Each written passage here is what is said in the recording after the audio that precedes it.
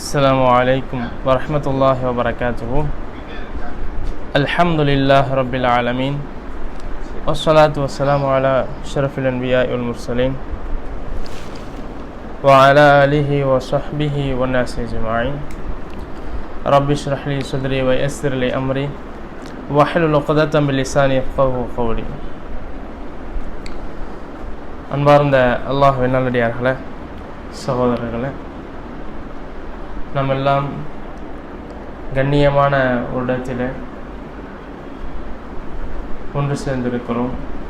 அல்லாஹ் சுப்ஹானஹு வ தஆலா இந்த நேரத்திலே இந்த இடத்திலே நம்ம எல்லாம் எப்படி ஒன்று சேர்த்தானோ அதே போன்று நாளை மறுமையில் ஜன்னத்துல் ஃபிர்தௌஸ் எனும் சொர்க்கத்திலும் நம்மையும் நம்மளுடைய குடும்பத்தார்களையும் ஒன்று சேர்க்க வேண்டும் என்று பிரார்த்தனை செய்த வண்ணம் எனக்கும் உங்களுக்குமான இந்த சிறிய உபதேசத்தை ஆரம்பம் செய்கின்றேன். இந்த அமர்வினுடைய தலையங்கமாக நமக்கு வழங்கப்பட்டுள்ள விஷயம் சஹாபி அபு உபைதத் பின் ஜர்ராஹ் ரலியல்லாஹு அன்ஹு அவருடைய வரலாறு தரும் படிப்பினை.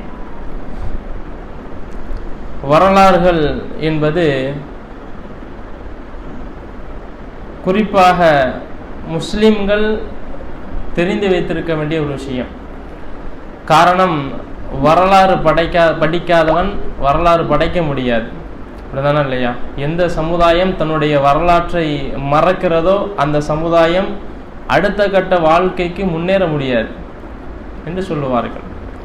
அதனால் நம்முடைய இஸ்லாமிய வரலாறு, இந்த இஸ்லாம் வளர்வதற்காக செய்த தியாகங்களின் வரலாறு, இவற்றையெல்லாம் படிப்பது நம் மீது ஒரு கட்டாய கடமையாக இருக்கிறது. இந்த வரலாறை எல்லாம் எதற்காக படிக்க வேண்டும்? நம்ம எதற்காக தெரிந்து கொள்ள வேண்டும்? அல்லாஹ் சுப்ஹானஹு வ தஆலா குர்ஆனிலே பலவிதமான வரலாறுகளை சொல்லித்தான் நமக்கு உதாரணம் காட்டுகிறான். எதற்காக இந்த வரலாறுகளை சொல்லுகிறான்?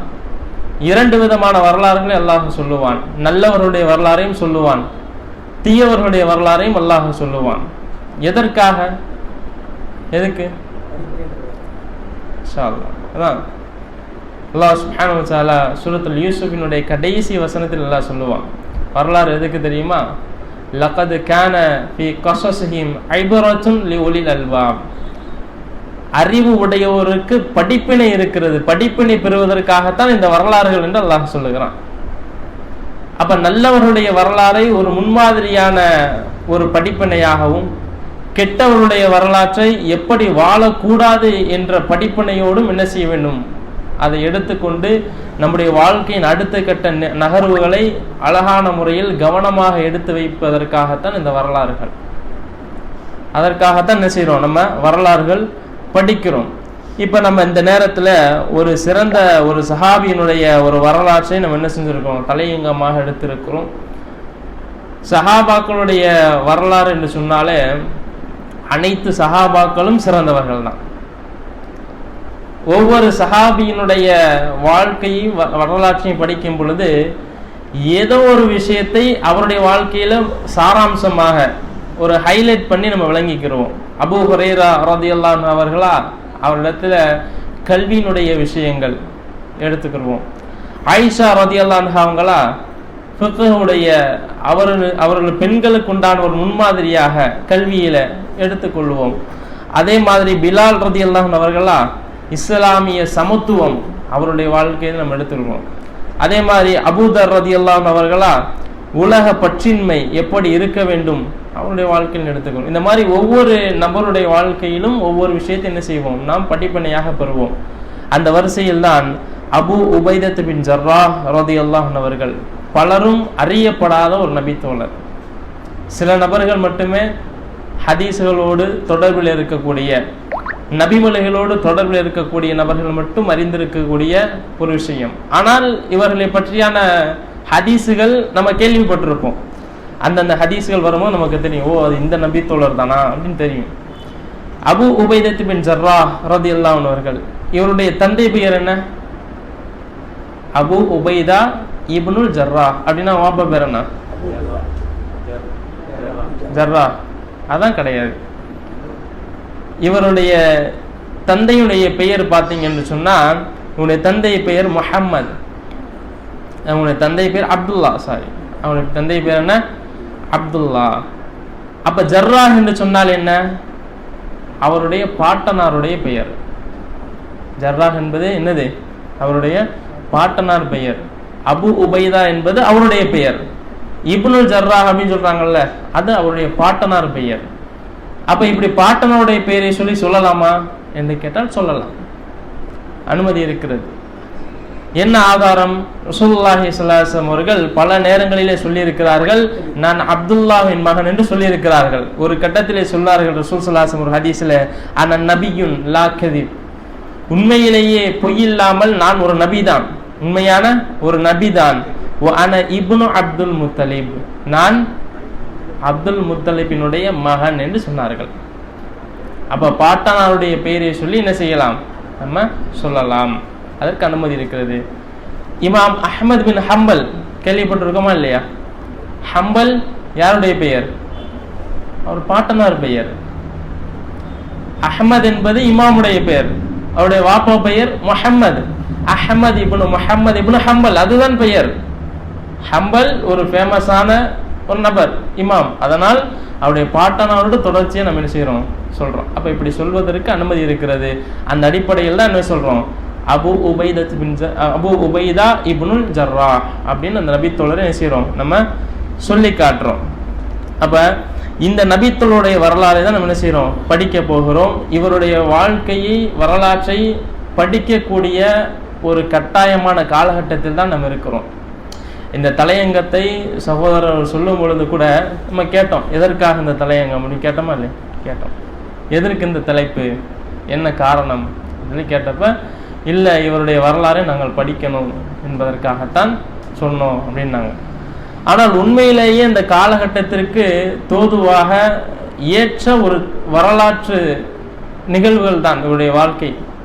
காரணம் என்னன்னு சொன்னா, நாம் சொன்னோமா இல்லையா, ஒவ்வொரு நபித்தோழரிடமிருந்தும் ஒவ்வொரு விஷயங்களையும் எடுக்கலாம் என்று சொல்லி, இந்த நபித்தோழரிடம் நாம் எடுக்கக்கூடிய விஷயம் என்ன தெரியுமா? அமானிதம் பேணுதல்.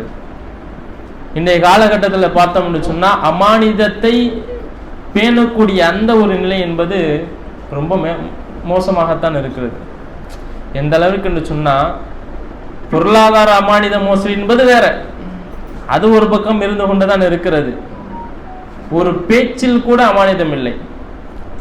ஒரு 2 நபர்கள் சந்திக்கிறார்கள், 2 நபர்கள் சந்தித்து பிரிந்து விட்டால் ரசூல் ஸல்லல்லாஹு அலைஹி வஸல்லம் சொன்னார்கள் அது ஒரு அமானிதம் என்று சொன்னார்கள். ஆனால் இந்த 2 பேர் பேசிக்கிறாங்க, இது ஒரு அமானிதம் என்று ஒரு சொல்றாரு, சொல்லிட்டு போறாரு. இவர் அடுத்தவர்கிட்ட போயிட்டு எல்லா விஷயத்தையும் சொல்லிட்டு கடைசியா சொல்றாரு, இது அமானிதமா என்கிட்ட சொன்னா அமானிதமா வச்சுக்கோ. அவர் அங்க போய் சொல்றாரு, அமானிதமா இவர் என்கிட்ட சொன்னாரு, அமானிதமா வச்சுக்கோ. கடைசியில சொன்னவருக்கே வரும், இது அமானிதம், அமானிதமா வச்சுக்கோ. ஆட சொன்னதே நான் தான் அப்படின்னு யோசிப்பாரு. இப்ப அமானிதம் என்பது இப்படித்தான் இருக்கு இந்த காலகட்டத்துல. யாரை நம்பி எதை விஷயத்தை சொல்றதுன்னே தெரியல. அந்த அளவிற்கு அமானிதம் மோசமாக இருக்குது.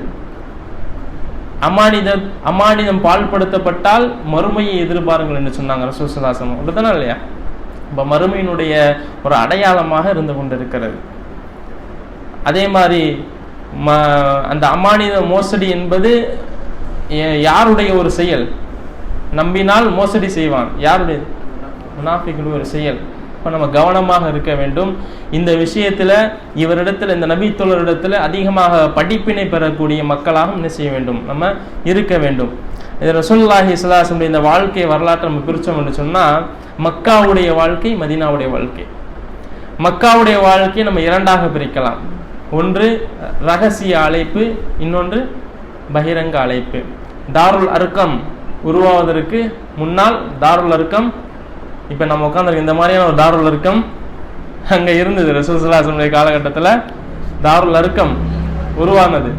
அந்த தாருல் அர்கமில் இருக்கும் பொழுது அதற்கு முன்னால் இஸ்லாத்தை ஏற்ற சஹாபாக்கள் இருக்கிறாங்களே, அவங்களுக்குலாம் ரொம்ப கண்ணியம். அவங்களாம் ஆரம்பத்தில் இஸ்லாத்துக்கு வந்தவங்க, கஷ்டத்தில் வந்தவங்க. அபூபக்கர் ரலியல்லாஹு அன்ஹு, அலி எல்லாம் வந்தாங்களா இல்லையா? அந்த சமயத்தில் தான் அபு உபைதா இப்னு ஜர்ராஹ் எல்லாம் இஸ்லாத்துக்கு வராங்க. ஆரம்பத்திலேயே என்ன செஞ்சுட்டாங்க?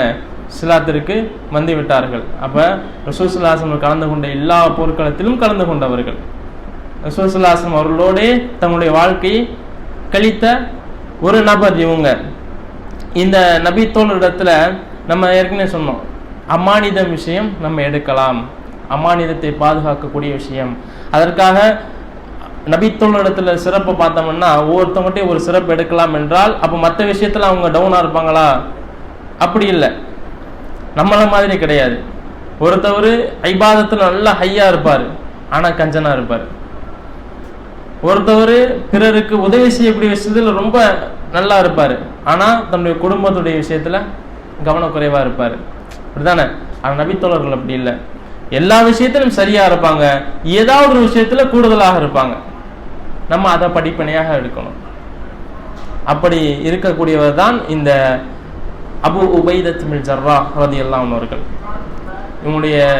இவர்களுடைய மார்க்க பற்று எந்த அளவிற்கு இருக்கும் என்று சொன்னா அதற்கு உதாரணம் சொல்லுகிறேன். பத்ரு போருடைய சமயம், பத்ரு போர் நடக்கிறது. முஸ்லிம்களுடைய படையில் இவர் இருக்கிறார். எதிரிகளுடைய படையில் ஒரு நபர் என்ன செய்யறான்னு சொன்னா, இவர் எங்க நிக்கிறாரோ அங்க வந்து நேரா இவர்கிட்ட போர் செய்யறாரு, சண்டை போடுறாரு. இவர் அந்த மனிதரை புறக்கணித்து விட்டு வலது பக்கம் போறாரு, அவரும் வலது பக்கம் வராரு. இவர் இடது பக்கம் போறாரு, அவரும் இடது பக்கம் வராரு. கடைசியில வேற வழி இல்லாம அந்த நபரை ஒரு கொலை செய்கிறார். நேரா ரசூல் ஸல்லல்லாஹு அலைஹி வஸல்லம் வந்து சொல்லுகிறார், அல்லாஹ்வுடைய தூதரே, யார் தெரியுமா கொன்னாரு? தன்னுடைய தந்தையை. தன்னுடைய தந்தையை தன்னுடைய கையால் அவர் கொல்லப்பட வேண்டாம், யாராவது அவரை கொல்லட்டும், அவருடைய இரக்க குணம், அதனால் விலகி போறாரு. ஆனால் தந்தை பிடிவாதமாக தன்னுடைய மகனிடத்தில் வருகிறார், சண்டை போடுகிறார். இவர் மார்க்கத்திற்காக கொலை செய்கிறார். ரசூலுல்லாஹி வந்து அல்லாஹ்வுடைய தூதரே, இது மாதிரி நான் கொலை செய்து விட்டேன், இது பாவமா? இந்த மாதிரி கேட்குறாங்க. இப்போ ரசூலுல்லாஹி ஸல்லல்லாஹு அலைஹி வஸல்லம் அவர்கள் அப்பொழுதுதான் இவர் சம்பந்தமாக 58வது அத்தியாயம் 22வது வசனம், கடைசி வசனம், அந்த சூரானுடைய கடைசி வசனம், இந்த மார்க்கத்திற்காக தந்தையாக இருந்தாலும் சரி, தன்னுடைய கூட பிறந்த சகோதராக இருந்தாலும் சரி, பிள்ளை யாராக இருந்தாலும் சரி, அவர்கள் அல்லாஹுடைய எதிரிகளாகத்தான் பார்ப்பாங்க.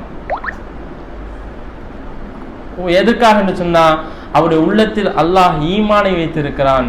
உலாயிக்க கத்தஃப ஃபீ குலூபிஹிம் ஈமான், அவருடைய உள்ளத்தில் ஈமானை அல்லாஹ் எழுதிவிட்டான். அப்ப அந்த ஈமானுடைய வெளிப்பாடு யாரும் தெரியாது. ஈமானை எதிர்க்கக்கூடிய தந்தையாக இருந்தான்னா யாரா இருந்தா என்ன?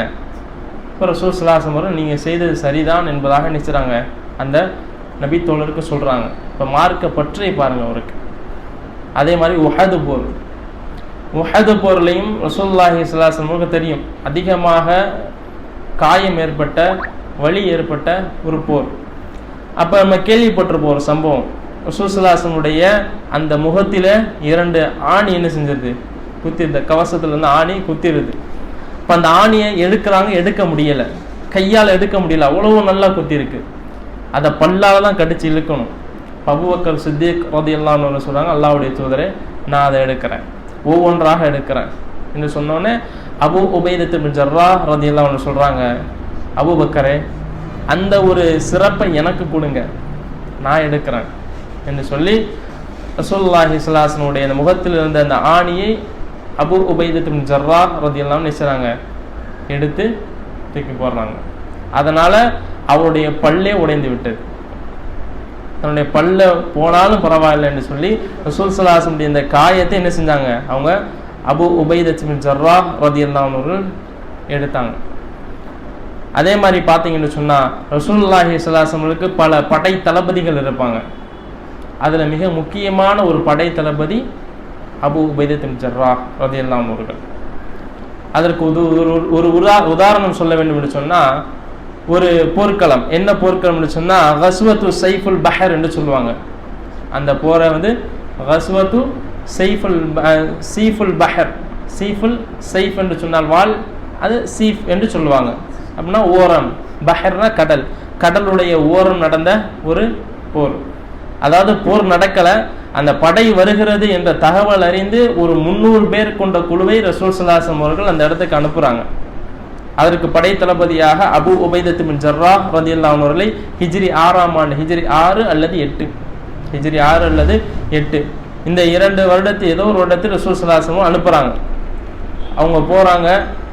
பாருங்கள் எந்த அளவிற்கு ரசூலால் நியமிக்கப்பட்ட படை தளபதி இருந்திருக்கிறான்னு சொன்னால், போகிறவங்களுக்கு எத்தனை நாள் பயணம் என்பது தெரியாது. அதனால் குறிப்பிட்ட அளவு தான் உணவை எடுத்துகிட்டு போயிருக்கிறாங்க. போகிறாங்க, போய் அந்த இடத்துல தங்குறாங்க. உணவெல்லாம் ரொம்ப காலி ஆயிடுச்சு. ஏன்னா எல்லாரும் உணவு எடுத்துகிட்டு வரல. சில நபர்கள் அதிகமாக எடுத்து வந்திருப்பாங்க, சில நபர்களுக்கு உணவே இருந்திருக்காது, சில நபர்கள் கொஞ்சமாக எடுத்து வந்திருப்பாங்க. அப்போ இந்த தகவல் படை தளபதிக்கு வருது. ஒரு கூடையை வைக்கிறாங்க. உங்களிடத்தில் இருக்கக்கூடிய உணவுப் பொருட்களை கொண்டு வந்து போடுங்கன்னு சொல்கிறாங்க. 2 கூடை நிறையா பேரித்தம்பழங்கள் கொண்டு வரப்பட்டுருச்சு. அதான் உங்ககிட்ட இருக்குது. எடுத்துட்டு இந்த ஹதீஸை அறிவிக்கிறாங்க. இந்த ஹதீஸை அபு உபைதா ரலியல்லாஹு ஜாபிர் ரலியல்லாஹு அறிவிக்கிறாங்க. இந்த ஹதீஸை ஜாபிர் இல்லாமல் இந்த படையில் இருக்கிறாங்க. இந்த மாதிரி உங்களுடைய படை தளபதி செஞ்சார் அறிவிக்கிறாங்க. அப்போ ஒரு நாளைக்கு ஒரு பேரித்தம்பழம் என்று ஒரு நபருக்கு கொடுக்குறாங்க. ஒரு நாளைக்கு ஒரு பேரித்தம்பழம் தான் அன்றைய சாப்பாடு. அதை வச்சு தான் அவர் சாப்பிடணும். அப்போ ஜாபிர் அவங்க சொல்கிறாங்கல்ல, அந்த சஹாபிட்ட கேட்குறாங்க, எப்படி ஒரு நாளைக்கு ஒரு பேரித்தம்பழத்தை வச்சு நீங்கள் சமாளிச்சிங்க, எப்படி அது முடியும் அப்படின்னு சொன்னோன்னே, இதை விட மோசமாக ஒன்றுமே இல்லாமல் நாங்கள் இருந்தோம். அப்போ அந்த ஒன்றாவது கிடைத்ததே என்று சொல்லி அதையும் நாங்கள் கொஞ்சம் கொஞ்சமாக என்ன செஞ்சோம், நம்ம சாப்பிட்டோம். ஒரு கட்டத்தில் பேரித்தம்பழமும் காலி ஆயிடுச்சு. அப்போ மர கிளைகள் இருக்கக்கூடிய இலைதலைகளை சாப்பிட்டு தன்னுடைய வாழ்க்கையை கழிச்சாங்க. அதனால் இந்த போருக்கு கஸ்வத்துல் ஜெய்சுல் ஹபத் என்று சொல்லி ஒரு பேர் இருக்குது. கஸ்வத்து ஜெய்சுல் ஹபத் என்று ஒரு பெயர் இந்த போருக்கு இருக்கிறது. இப்போ இதை சாப்பிட்டு கொஞ்ச நாள் ஓட்டுறாங்க. அப்புறம் ஒரு கடலோரத்தில் ஒரு பெரிய ஒரு உருவத்தை பார்க்குறாங்க. கிட்ட போய் பார்த்தா அது ஒரு பெரிய மீனுடைய உருவம். போய் அந்த மீனை ஹலாலாக சாப்பிடலாமா என்று படை தளபதிகிட்ட கேட்குறாங்க. அபு உபைதா பின் ஜர்ராஹ்கிட்ட கேட்குறாங்க. நாங்கள் நிர்பந்திக்கப்பட்டு இருக்கிறோம், அதனால் இதை சாப்பிடலாம் என்று சொல்லி கிட்டத்தட்ட அரை மாதங்கள் அங்கு தங்கியிருந்து அந்த மீனை என்ன செஞ்சாங்க, சாப்பிட்டாங்க. பிறகு அந்த போர் விஷயங்கள் முடிஞ்சிருச்சு. மதீனாவுக்கு திரும்பி வராங்க. ரசூல் ஸல்லல்லாஹு அலைஹி வஸல்லம் சொல்கிறாங்க, அல்லாஹ்வுடைய தூதரே, இந்த மாதிரி நாங்கள் சாப்பிட்டோம், அது அனுமதிக்கப்பட்டது தானா அப்படின்னு சொல்லும் பொழுது, அந்த மீனை அல்லாஹ் தான் நாங்கள் அனுப்பியிருக்கிறான். சாக்கஹுல்லாஹ் இலைக்கும், அல்லாஹ் உங்களுக்காக அனுப்பி இருக்கிறான் என்று சொன்னாங்க. அல்லாஹ் கொண்டு வந்து சேர்த்து இருக்கிறான். எந்த அளவுக்கு பெரிய மீன் என்று சொன்னால், அந்த ஹதீஸை அறிவிக்கக்கூடிய சஹாபி சொல்கிறாங்க, அந்த மீனுடைய முள் இருக்குதா இல்லையா, அதை 2 பக்கம் ஊண்டி வைத்து ஒட்டகத்தை நாங்கள் நடுவில் போக விட்டோம். அதனுடைய அந்த அளவை சொல்வதற்காக சொல்கிறாங்க. அவ்வளோ பெரிய ஒரு மீன். சுஸ்லாசம் அது உங்களுக்காக அல்லாஹ் அனுப்பியிருக்கிறான், அதை சாப்பிடலாம், அதில் ஏதேனும் பங்கு இருந்தால் எனக்கும் கொடுங்க அப்படின்னு கேட்டாங்க. அப்போ நிர்பந்தமான ஒரு சூழலிலும் கூட அந்த தலைமைத்துவம் பொறுப்பு என்பது ஒரு அமானிதம் இல்லையா, அந்த அமானிதத்தை கூட சரியான முறையில் எப்படி நம்ம செய்கிறது என்று என்ன செஞ்சாங்க, அவர் படைத்தளபதியாக ரசூல் ஸல்லல்லாஹு அலைஹி வஸல்லம் படைத்தளபதியாக இருந்து அவர்கள் அந்த இடத்தை அழகான முறையில் வழி நடத்தி சென்றிருக்கிறார்கள். இன்னும் இவருடைய வாழ்க்கையை நாம் படிப்பதற்குண்டான அவசியம் என்னன்னு சொன்னால், ஒரு உதாரணம் சொல்லுகிறேன். என்ன உதாரணம் அப்படின்னு சொன்னால், உமர் ரலியல்லாஹு ஆட்சி காலத்தில் உமர் இல்லாமல் பல சஹாபாக்கள் உட்கார்ந்துருக்கிறாங்க. பாருங்க, இவங்களுடைய வரலாறு நம்ம எதுக்காக தெரிஞ்சுக்கணும். உட்கார்ந்துருக்கிறாங்க. இப்போ ஒவ்வொரு சஹாபாக்கள்கிட்டையா உமர் ரலியல்லாஹு கேட்குறாங்க, தமன்னவ், உங்களுக்கு ஏதாவது ஆசைகள் இருக்குதா சொல்லுங்க அப்படின்னு ஒவ்வொரு சஹாபிட்டையும் கேட்குறாங்க. அப்போ ஒரு மனிதர் சொல்லுகிறாரு, அன்ன ஹாதல் பைத்தன் மம்லுவத்தமின தஹபி அன்ஃபக்துஹு ஃபி சபீலில்லாஹ், இந்த வீடு முழுவதும் தங்கம் இருந்து அந்த தங்கத்தை அல்லாஹுடைய பாதையில் நான் செலவு செய்ய வேண்டும் என்ற ஒரு ஆசை எனக்கு இருக்கிறது. இன்னொரு நபர் சொல்கிறார், இந்த வீடு முழுவதும் வைரம் இருந்து அந்த வைரத்தை அல்லாஹுடைய பாதையில் நான் கொடுக்க வேண்டும். இப்படி ஒவ்வொருத்தவங்களும் ஒரு ஆசையை சொல்றாங்க. இப்ப மக்கள் கேட்கிறாங்க, அமீருல் முஃமினீன் அவர்களே, உங்களுக்கு ஏதாவது ஆசை இருக்கிறதா சொல்லுங்க. இப்போ உமர் ரலியல்லாஹு அன்ஹு சொல்றாங்க, பிற்காலத்துல அபூ உபைதா பின் ஜர்ராஹ் அவங்க இறந்ததற்கு பின்னால் சொல்றாங்க, இந்த வீடு முழுவதும் அபூ உபைதாவை போன்ற வாலிபர்கள் எனக்கு இருந்து அவர்கள் மூலமாக இந்த இஸ்லாத்தை நான் பரப்ப வேண்டும் என்ற ஆசை எனக்கு இருக்கிறது என்று சொல்றாங்க. அப்ப எந்த அளவிற்கு அந்த இஸ்லாத்திற்காக அவர்கள் எந்த அளவுக்கு பாடுபட்டிருப்பாங்க. இன்னும் உமர் அவங்களுக்கு எவ்வளவு நெருக்கம் என்பதை இன்ஷா அல்லாஹ் வரக்கூடிய நேரத்தில் நான் சொல்றேன். எதற்காக அந்த வார்த்தையெல்லாம் சொன்னார்கள் என்பது இந்த நிகழ்ச்சியினுடைய இறுதியில் நமக்கு தெரியும். ரசூல் ஸல்லல்லாஹு அலைஹி வஸல்லம் அவர்கள் இவருக்கு ஒரு பட்ட பெயர் வைத்திருக்கிறாங்க. தெரியுமா யாருக்காவது? யாருக்காவது தெரியுமா? இவங்களுக்கு ஒரு பட்ட பெயர் இருக்குது. ஒவ்வொரு நபி தோழருக்கும் ஒரு பட்ட பெயர் இருக்கும்ல, அந்த மாதிரி இவருக்கு ஒரு புனை பெயர் இருக்குது.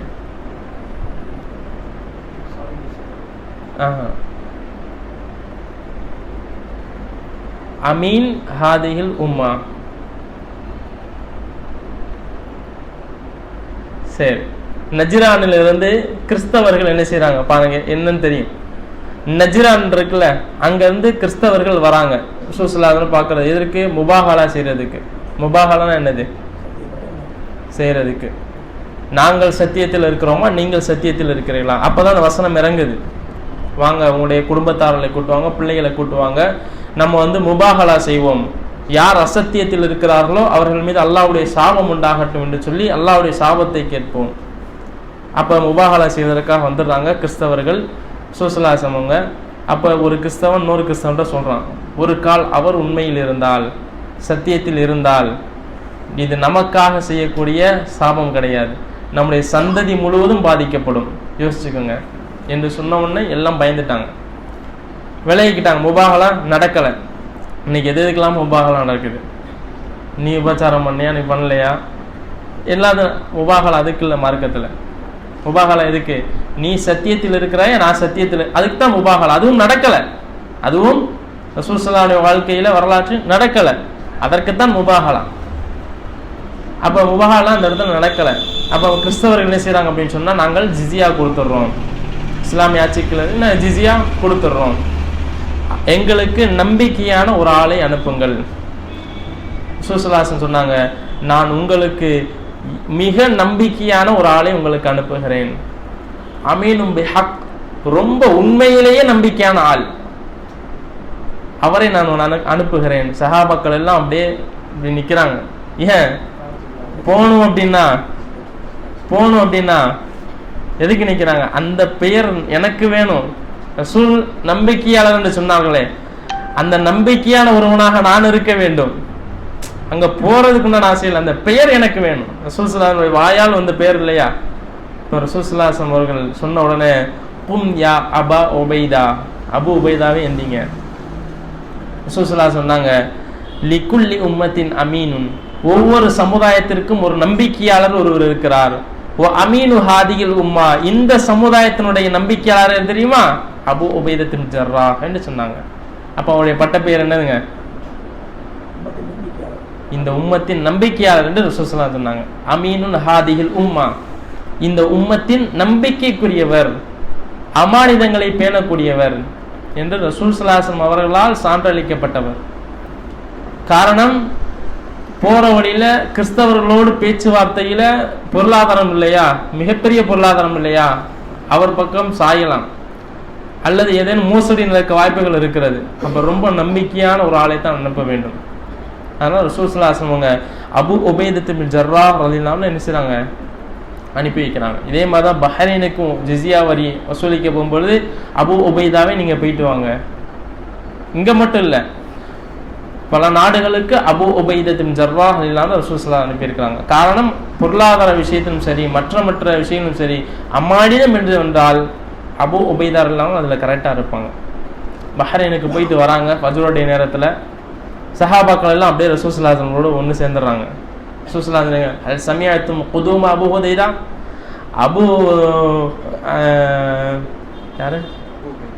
அபு உபைதா ரலியல்லாஹுடைய அந்த காலடி சப்தத்தை நீங்க கேட்டீங்க போல, வந்துட்டு அந்த செய்தி உங்களுக்கு வந்துருச்சு போல அப்படின்னு கேட்குறாங்க. ஆமா, எங்களுக்கு அதை பங்கு வச்சு கொடுங்க அப்படின்னு கேட்குறாங்க. இப்போ ரசூல் ஸல்லல்லாஹு அலைஹி வஸல்லம் சொன்னாங்க, அது பிரச்சனை இல்லை, பொருளாதார விஷயத்தில் ஆசை கொள்வது பிரச்சனை இல்லை. ஆனாலும் வல்லாஹி லா அக்ஷா அலைக்குமுல் ஃபக்ர், உங்கள் மீது நான் ஏழ்மை வந்துவிடும் என்று பயப்படவில்லை. உங்களுக்கு முன்னால் இந்த சமுதாயம் செல்வத்தை சேகரிப்பதில் போட்டி போட்டு அழிந்து கொண்டார்களே, அதே மாதிரியான அழிவு உங்களிடத்தில் வந்து விடுமோ என்று தான் பயப்படுகிறேன் என்று சொல்லி ரசூல் ஸல்லல்லாஹு அலைஹி வஸல்லம் பிரித்து கொடுக்குறாங்க. அப்போ இந்த ஹதீஸ்ல என்ன விளங்குதுன்னா, இந்த மாதிரி அமானிதங்களை சேகரிக்கக்கூடிய விஷயத்துல ரசூல் ஸல்லல்லாஹு அலைஹி வஸல்லம் அவர்கள் அபு உபைதா ரலியல்லாஹு அன்ஹு என்ன செஞ்சிருக்கிறாங்க? நியமிச்சிருக்கிறாங்க அப்படின்னு நம்ம பார்க்குறோம். அதே மாதிரி அபு உபைதா ரலியல்லாஹு அன்ஹு அவர்கள் எந்த அளவிற்கு ரசூல் ஸல்லல்லாஹு அலைஹி வஸல்லம் அவர்களும் சஹாபாக்களும் கொண்டு போயிருக்கிறாங்கன்னா, ரசூல் ஸல்லல்லாஹு அலைஹி வஸல்லம் அவர்கள் மரணிச்சிட்டாங்க. அப்ப அடுத்த கட்டமா வந்த பிரச்சனை என்ன? அடுத்த ஹலீஃபா யார்?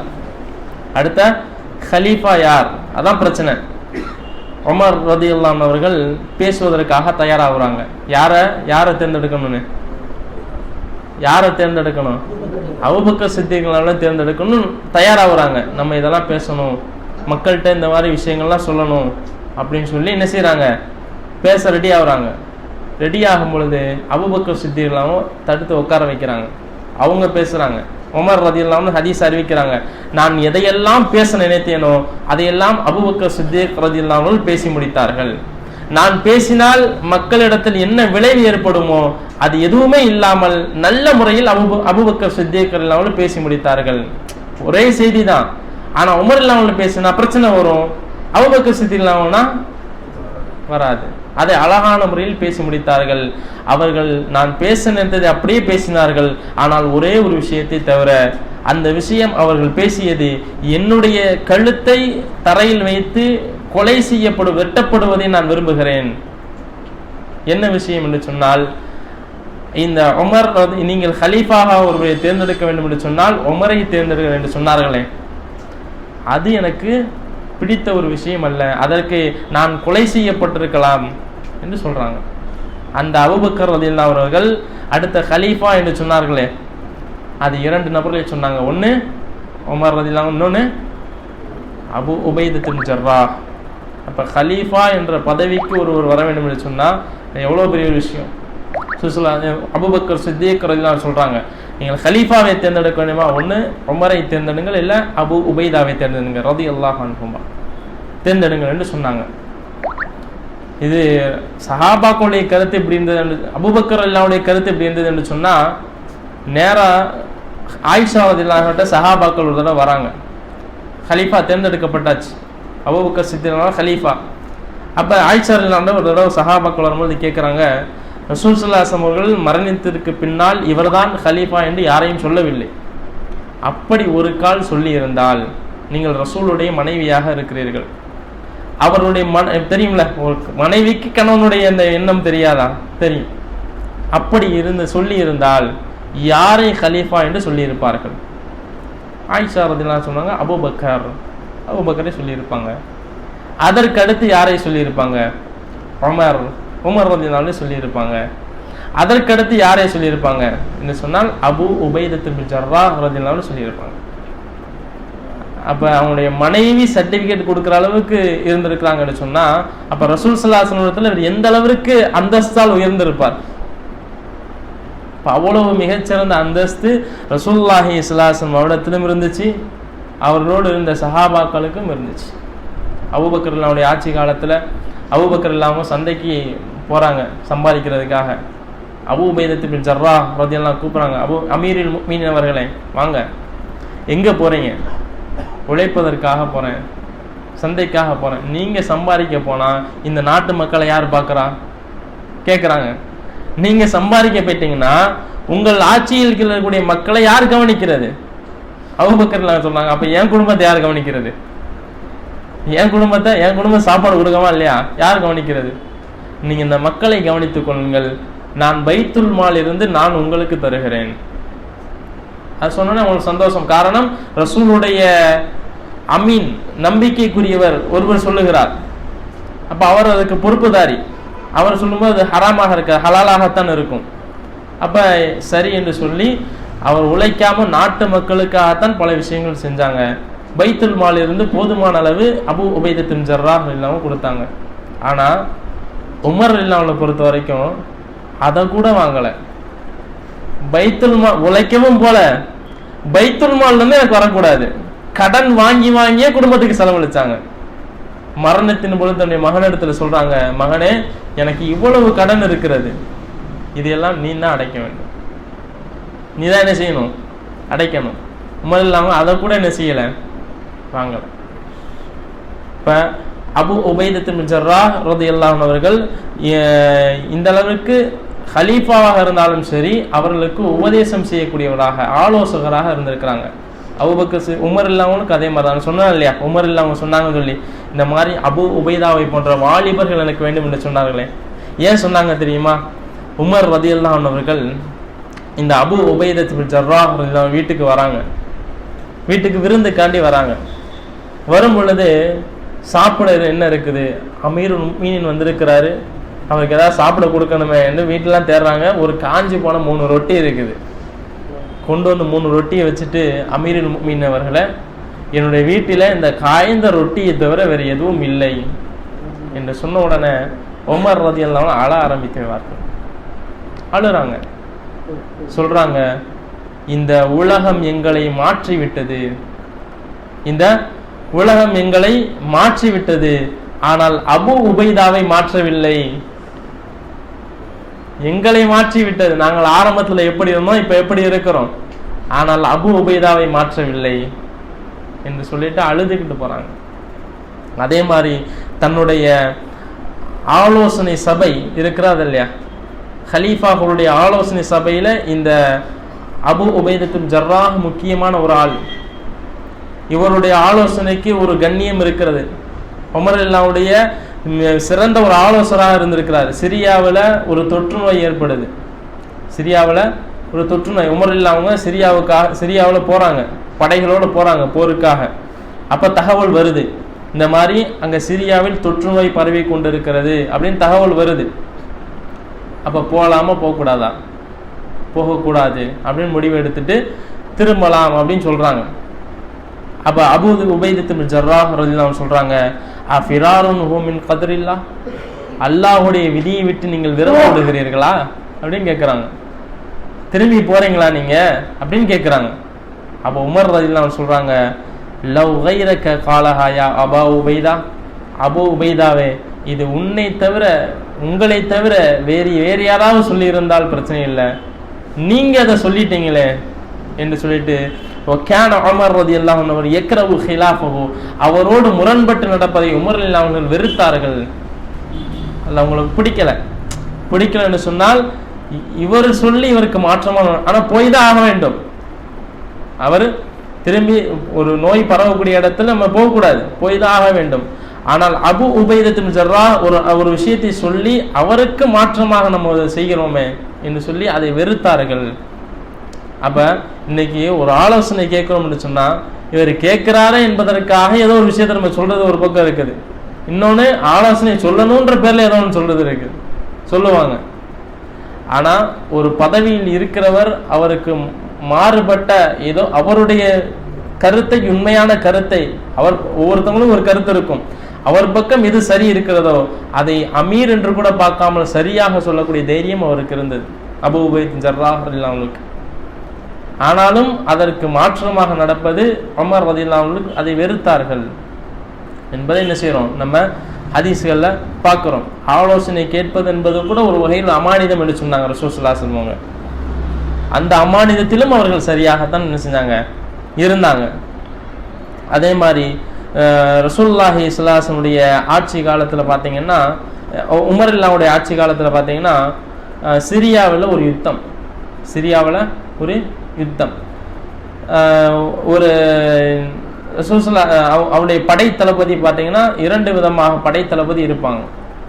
ஒன்று முக்கியமான ஒரு படை தளபதி, அவர் இல்லாத நேரத்தில் இன்னொரு படை தளபதி இருப்பாங்க. முக்கியமான படை தளபதி ஹாலித் பின் வலீத் ரலியல்லாஹு அன்ஹு இருக்கிறாங்க, ஹாலித் பின் வலீத் ரலியல்லாஹு அன்ஹு இருக்கிறாங்க. அவர்கள் இன்னொரு இடத்துக்கு போயிட்டாங்க. அப்ப அடுத்ததாக அபூ உபைதா ஜர்ராஹ் ரலியல்லாஹு அன்ஹு படை தளபதியாக கொண்டு வராங்க. கொண்டு போய் ஒரு இடத்துல அனுப்பி வச்சிடுறாங்க. இப்போ ஹாலித் பின் வலீத் ரலியல்லாஹு அன்ஹு இந்த படை திரும்பி ஊருக்கு வந்துடுது. வந்த உடனே இவருடைய தலைமையில அந்த படையை அனுப்புறாங்க, போங்க அப்படின்னு சொன்னோடனே இந்த படை அந்த படையோட சேர்ந்துருது. அப்ப அந்த படைக்கு தலைவர் யாரு, அபூ உபைதா ஜர்ராஹ், இந்த படைக்கு ஹாலித் பின் வலீத். அப்ப சொல்றாங்க, அந்த அந்த அந்த அபூ உபைதா ஜர்ராஹ்னுடைய படையில் இருந்த அந்த நபர் சொல்றாங்க, இந்த படைக்கு நீங்கள் தான் தலைவர், நீங்கள் தான் தொலை வைக்க வேண்டும். அந்த தொழுகை நடத்தக்கூடிய விஷயம் இருக்குதா இல்லையா, அது சஹாபாக்கள் விஷயத்துல ரொம்ப உயர்ந்தவர்கள் கண்ணியமானவர்கள் வைக்கணும். அந்த தொழுகையை எல்லாருமே தொழுகை நடத்த முடியாது, உயர்ந்தவர்கள் கண்ணியமான அந்த தகுதி உள்ளவர்கள் மட்டும்தான் தொலை வைக்க முடியும். அப்ப நீங்கள் தான் தொலை வைக்க வேண்டும் அப்படின்னு சொல்றாங்க. அப்போ அபூ உபைதத்துன் ஜர்ராஹ் சொல்கிறாங்க, இந்த படைக்கு தான் தளபதியாக அனுப்பப்பட்டேன், இந்த படைக்கு மொத்தமாக தளபதி அவர்தான், அவர் தொலை வைக்க வேண்டும் அப்படின்னு என்ன செய்கிறாங்க, அவர் தொலை வைப்பதற்காக ரசூலுல்லாஹி ஸல்லல்லாஹு அலைஹி வஸல்லம் சொல்லிடுறாங்க. அந்த அபூ உபைதத்துன் ஜர்ராஹ் இல்லாமல் சொல்லி காட்டுறாங்க. ஆமாம், காலித் பின் வலீத். அப்போ இந்த மாதிரி விட்டு கொடுக்கக்கூடிய ஒரு தன்மை, பதவிக்கு ஆசைப்பட எந்த அளவுக்கு அவரை கொண்டு போறாங்க, அடுத்த ஹலீஃபா அப்படின்ற அந்த லிஸ்ட்டு கொண்டு போறாங்க. அடுத்த ஹலீஃபா என்று சொன்னா ஏதாச்சும் ஒரு இடத்துல அடுத்த ஹலீஃபா வந்தாரா, ஆச்சரியமான விஷயம் அதுதான். அடுத்த ஹலீஃபா என்ற லிஸ்ட்ல அபூபக்கர் ரலியல்லாஹுடைய கருத்து அல்ல, உமர் ரலியல்லாஹுடைய கருத்து அல்ல, அதிகமான நபர்களுடைய கருத்து அதுவாகத்தான் இருந்துச்சு. ஆனா ஆச்சரியமான விஷயம் பாருங்க, அவர் அடுத்து கலீஃபா வந்தாரா, வரல. சரி, கலீஃபாக வரல, ஒரு பகுதியின் ஆளுநராக வந்தாரா, வரல. பதவி என்பது ஒரு அமானிதம், பொறுப்பு என்பது இன்னைக்கு கிளை தலைவர், அந்த இதில் அந்த ஜமாத் நானும் ஒரு உறுப்பினர், இங்கே நான் உறுப்பினர், எல்லாம் 10-15 பொறுப்பு, 10-15 பொறுப்பு. ஆனால் ஒவ்வொரு பொறுப்புக்கும் சரியான முறையில் நம்ம பணி செஞ்சிருக்கிறோமா, கேள்விக்குரிய விஷயம். ஆனால் அந்த ஒரு பொறுப்பு வந்தால் கூட இது ஒரு அமானிதம், இதுக்கு அல்லாஹ்ட்ட பதில் சொல்ல வேண்டும் என்று சொல்லி அதில் கவனமாக இருந்தவர்களால் அபூ உபைதத்து பின் ஜர்ராஹ் ரலியல்லாஹு அன்ஹு புரிந்து கொள்ள வேண்டும். இப்போ இவருடைய வாழ்க்கையிலிருந்து நம்ம அந்த அந்த அதே மாதிரி அந்த அபூ உபைதத்து பின் ஜர்ராஹ் ரலியல்லாஹு அவங்க என்ன செய்கிறாங்கன்னு சொன்னால், ஒரு போர் சமயத்தில் ஒரு தாவூஸ் என்று சொல்லக்கூடிய தாவூஸ் அம்வாஸ் என்று சொல்லக்கூடிய ஒரு கொள்ளை நோய் என்ன செய்யுது, பரவுது. சிரியாவில் ஒரு கொள்ளை நோய் பரவுது. அப்போ இந்த அபூ உபைதத்துன் ஜர்ராஹ் போயிருக்கிறாங்க அந்த படையில். சிரியாவில் போர் நடக்குது. அப்போ ஒரு நோய் பரவுது அந்த ஊரில், அந்த நாட்டில். உமர் ரலியல்லாஹுவுக்கு பல விஷயத்தில் ஆலோசகராக இருந்தவர். அவரை இழப்பது உமர் ரலியல்லாஹுவுக்கு விருப்பம் இல்லை. கடிதம் எழுகிறார்கள், அபூ உபைதாவே, நீங்கள் அந்த சிரியாவில் கொள்ளை நோய் பரவுவதாக நாங்கள் கேள்விப்பட்டோம், நீங்கள் அந்த நாட்டில் இருக்க வேண்டாம், இந்த கடிதம் கிடைத்த உடனேயே அங்கேருந்து கிளம்பி வந்து விடுங்கள். கடிதம் எழுதுறாங்க, என்னுடைய ஆலோசகரை நான் இழக்க விரும்பவில்லை. அவர் தான் ஆட்சியாளர், ஆனால் அவருக்கு ஒரு ஆலோசகர் வேண்டும், வாங்க அப்படின்னு சொல்றாங்க. அந்த கடிதம் கிடைக்கிறது. கடிதத்தை வாங்கிட்டு, அமீருல் முஃமினீன் அவர்களே, உங்களுக்கு நான் எல்லா விஷயத்திலும் கட்டுப்படக்கூடியவன், நீங்க சொன்னால் கட்டுப்பட்டு நடப்பேன், ஆனால் இந்த விஷயத்தில் நான் ஷஹாதாவை விரும்புகிறேன், நான் ஷஹீதாக வேண்டும் என்று விரும்புகிறேன், அதனால் என்னால் வர முடியாது என்று சொல்லி பதில் கடிதம் அனுப்புகிறார்கள். அந்த கடிதம் உமர் அவங்களுக்கு வருகிறது. அபூ உபைதாவிடம் கடிதம் வந்திருக்குன்னு சொன்னு எல்லாம் அட்டென்ஷன் ஆயிடுறாங்க. உமர் அவங்க பார்த்துட்டு அழுக ஆரம்பித்து விடுகிறார்கள். சுற்றி இருந்த நபர்கள் கேட்குறாங்க, அமீருல் முஃமினீன் அவர்களே, அபூ உபைதா இறந்து விட்டாரா? இல்லை, அவர் இறக்கவில்லை, மரணம் அவரை நெருங்கி கொண்டிருக்கிறது என்று சொல்றாங்க. கடைசியில அந்த கொள்ளை நோயினால் பாதிக்கப்பட்டு அவர் மரணம் அடைகிறார்கள், அவர்கள் இறந்து விடுகிறார்கள். அந்த செய்தி உமர் அவர்கள் ரொம்ப கஷ்டப்பட்டாங்க, ரொம்ப கஷ்டத்திற்கு உள்ளானார்கள் என்று சொன்னா, அபூ உபைதத்து பின் ஜர்ராஹ் ரலியல்லாஹு அன்ஹு இந்த உம்மத்தில் ஏற்பட்ட அந்த மாற்றங்கள், அவருடைய இழப்புகள் எவ்வளோ ஒரு பாரதூரமான ஒரு விஷயம் என்பது என்ன செய்ய வேண்டும், நாம் புரிந்து கொள்ள வேண்டும். ஸல்லல்லாஹு அலைஹி வஸல்லம் அவர்களால் அஷரத்துல் முபஷ்ஷரா, சுவனத்திற்கு நற்செய்தி சொல்லப்பட்ட நபி தோழர் என்று பட்டம் சொல்லப்பட்டவர். இவ்வளவு சிறப்புகள் இருந்தும் எந்த ஒரு பதவிக்கோ எந்த ஒரு பொறுப்புகளுக்கோ ஆசைப்படாமல் என்ன செஞ்சாங்க, தங்களுடைய வாழ்க்கையை இயல்பாக சாதாரணமாக ஒரு படை தளபதியாக இருந்து வாய்ப்பு கிடைக்கும் பொழுது இந்த படைக்கு மட்டும் வழி நடத்தி சென்று தன்னுடைய ஆலோசனை, தன்னுடைய ஆட்சியில் இருக்கக்கூடிய தன்னை ஆளக்கூடிய அந்த ஹலீஃபாவிற்கு எடுத்து வைத்து இயல்பாக வாழ்ந்து மறைந்தவர்கள் தான் யாரு, அபூ உபைதத்து பின் ஜர்ராஹ். இப்போ என்னுடைய வாழ்க்கையில் நம்ம அமானிதம் பேணுதல் இந்த மாதிரி விஷயங்கள் என்ன செய்யலாம், அதிகமாக நம்ம எடுத்துக்கொள்ளலாம். இப்போ எந்த விஷயத்தை நம்ம இவருடைய வாழ்விலிருந்து நம்ம படித்தோமோ அந்த விஷயத்தை நம்முடைய வாழ்க்கையில் அமல்படுத்தி இம்மையிலும் மறுமையிலும் வெற்றி பெறக்கூடிய மக்களாக அல்லாஹ் நம்மளை ஆக்குவானாக. ரப்பனா லா துஸிக் குலூபனா பஅத இத் ஹதைதனா வஹப் லனா மின் லதுன்க ரஹ்மா இன்னக அன்தல் வஹ்ஹாப். அஸ்ஸலாமு அலைக்கும் வரஹ்மத்துல்லாஹி வபரகாத்துஹு.